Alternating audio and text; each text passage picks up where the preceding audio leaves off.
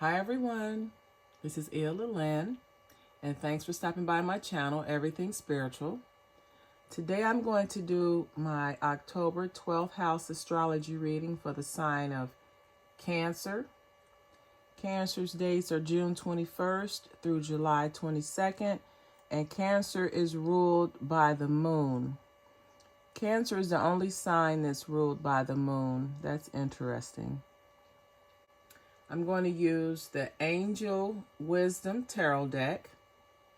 I'm only going to use one deck to try to keep this video between 10 and 15 minutes.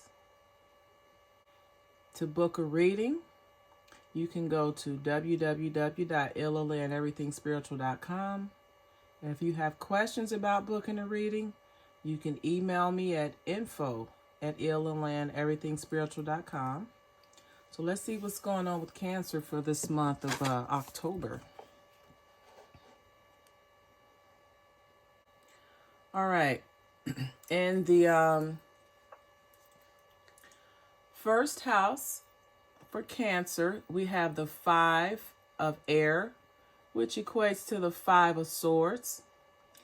And this is someone who likes to have an unfair advantage. This is someone who doesn't make wise decisions. So some of you Cancers out there, you come across as someone who likes to have an unfair advantage. Or you're someone that's considered, you have bad character. Or you lack integrity, and you have a motive. It's as if you're viewed as someone, you don't do anything. You don't do something because it's the right thing to do, or because your heart led you to do it. You're viewed as someone who only does things for a reason. There's a motive behind everything that you do.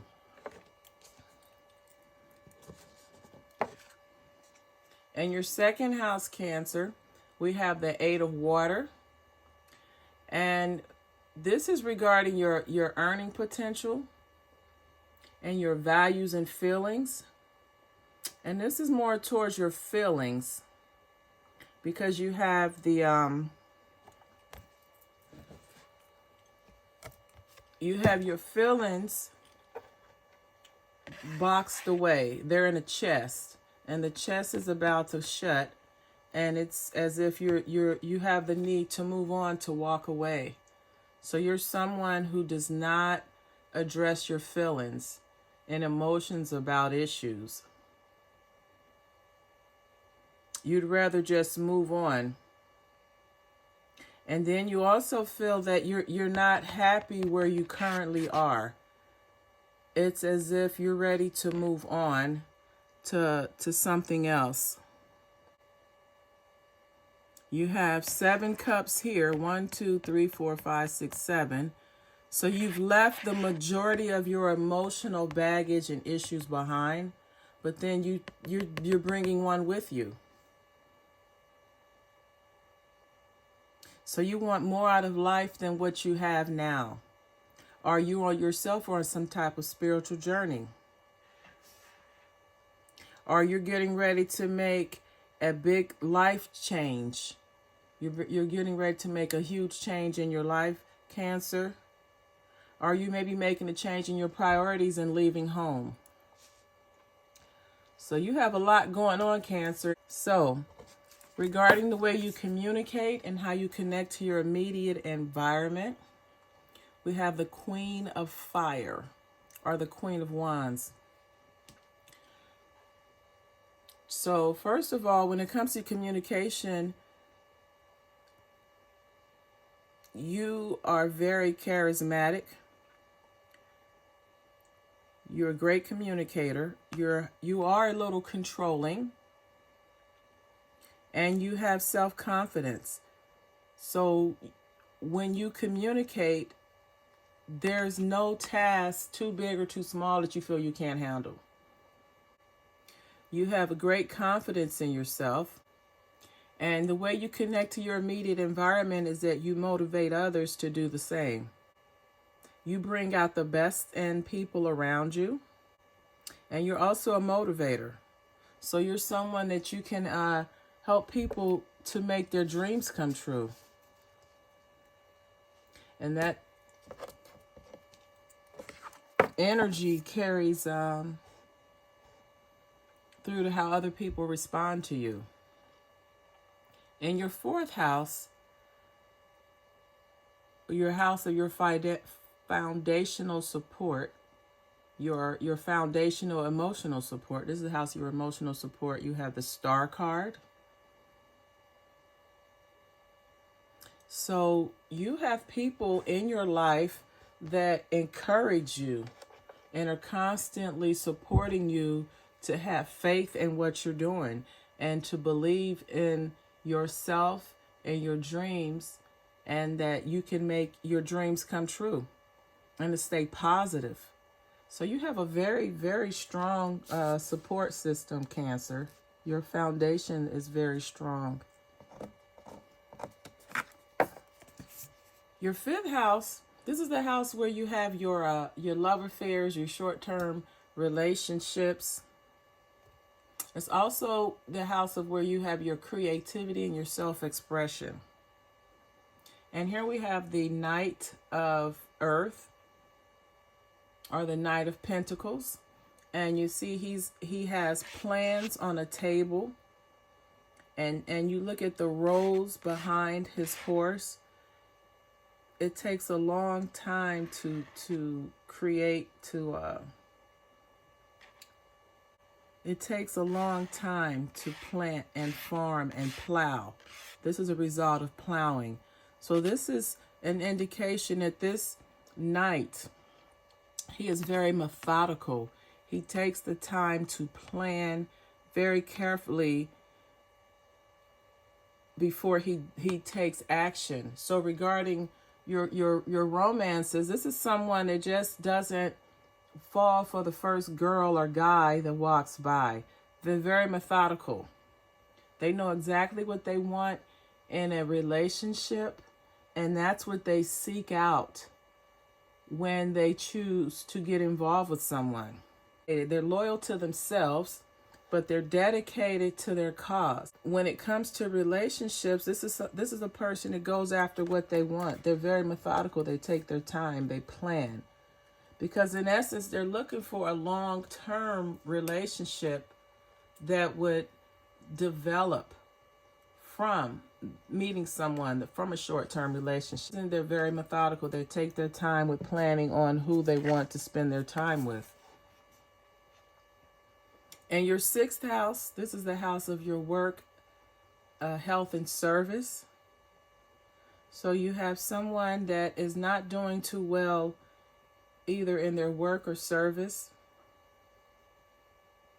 As you can see, they've suffered some kind of loss. Each cup can be a project that failed, or an idea that failed, or someone walking away from them or not supporting them emotionally in the organization. And as a result, this person is focusing on negativity. The rough waters, they're rough, they're not calm. That's an indication of problems, emotional turmoil. So within your organization, you're focusing on negativity, and then you're wondering why things are not turning out the way that you want them to, because you're focused on the negative. You're so busy looking at the turbulent river or stream of water and what's broken in front of you that you don't see that you still have support. You may have lost 3 people supporting you, but you still have 2. And yourself, that makes 3. So really, it's not as bad as you think it is. And you need to look for the blessings within the situation. So whether this is your job or an organization, you need to look at things from a more positive perspective and look at what you have versus what you feel that you have lost or don't have. In your 7th house, and this is a house of long-term relationships, whether you're engaged or you have a spouse or a significant other or life partner, it is successful. You have a very successful relationship. You connect with this person on a spiritual level. This person is someone who celebrates your accomplishments and encourages you. And this relationship is you have the infinity sign at the top of the top of the card. So that's an indication that the relationship is very long lasting. And then there's also the symbol for Saturn. And Saturn is just expansion. Saturn is a huge planet. So you have a very successful relationship. Now, when it comes to your 8th house, and this is the house of your shared assets and your joint finances, you and your spouse or partner have taken the measures, you've taken the next steps. The wands represent actions to secure your finances. The person that you have chosen to spend the rest of your life with, you've also chosen to take care of them by leaving them some sort of inheritance or some type of an insurance policy. But whatever it is, it will allow that person to continue to live the lifestyle that they have been accustomed to. The 9th house is the house of expanded consciousness.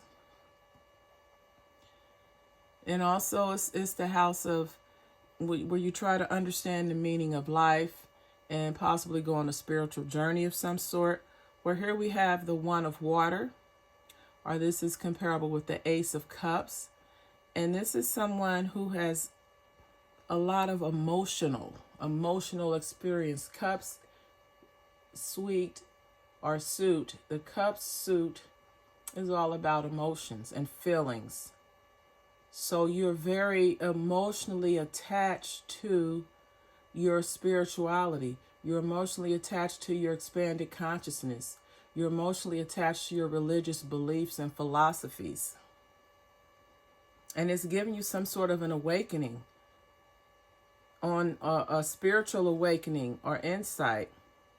And you're just in a state of spiritual bliss, which allows you to have your expanded consciousness, which allows you to be able to manifest quicker. It allows you to communicate with source and allow the communications to go through a lot faster. And of course, it's raising your spiritual vibration overall. The 10th house is the house of your career and your professional reputation. And this is someone that you have the career, you have the professional achievements, you're very ambitious, you have a direction in life where you can accomplish your goals, and it's all because of your family. You have a very loving family. And your career and reputation and your professional achievement, everything that you do is for the love of your family. So you have the happy marriage. You're emotionally content. You have a loving relationship with your children. And you like being around people that you can trust.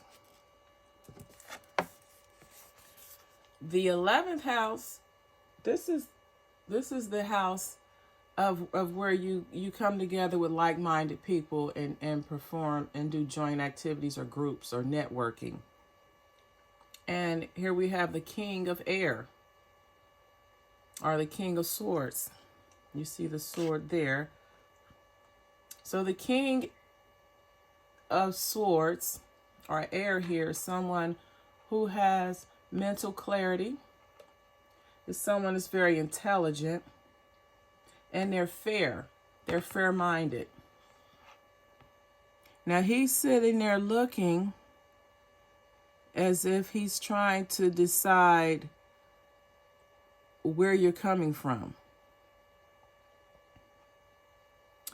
And maybe it's a look of impartiality. But when it comes to your joint activities, you receive wise counsel.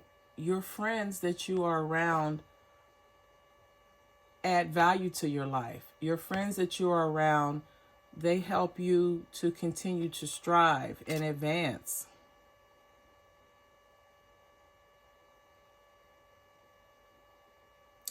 And also,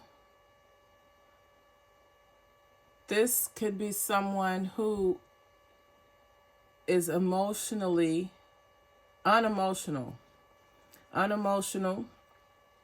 or emotionally unavailable. Now, that may be the type of friends that you are surrounding yourself with, friends that are emotionally unavailable, or they're just unemotional in general. And looking at the card, that's what the image I get, the impression, the energy I get from this card is that the King of Air is he's emotionally unavailable. He doesn't get rattled too easily. He just sits there and just he's very stoic. He takes everything in, but he's fair. He's just not very emotional. So you could get this type of vibes from the people that you surround yourself with. And that their relationships, or them being emotionally unavailable, may be rubbing off on you and causing you to become emotionally unavailable. In your 12th house, this is the house of your fears, your hidden secrets. It's also your spirituality. And this is like where it is. In your 9th house, you're on a spiritual journey to seek a higher level of spirituality. But your 12th house is what it is as far as your spirituality. So you have the Strength card. So this is someone who's very powerful and assertive. Now they have compassion, but this is someone that has compassion and forgiveness. But this card also suggests that you need to know that you are stronger than you think you are, which means when it comes to your 12th house, you have the strength that you need to overcome your fears. You have the strength that you need to balance out your karma. And just also know that whatever is being removed from your life is going to be replaced with something better. So Cancer, this has been your October 12th house astrology reading. If this video resonated with you or someone that you may know, you can like, comment, share, and subscribe. If you like to receive guidance on a daily basis, spiritual guidance on a daily basis, you can follow me on Instagram at Untitled Chapter. Have a wonderful day, and as always, namaste.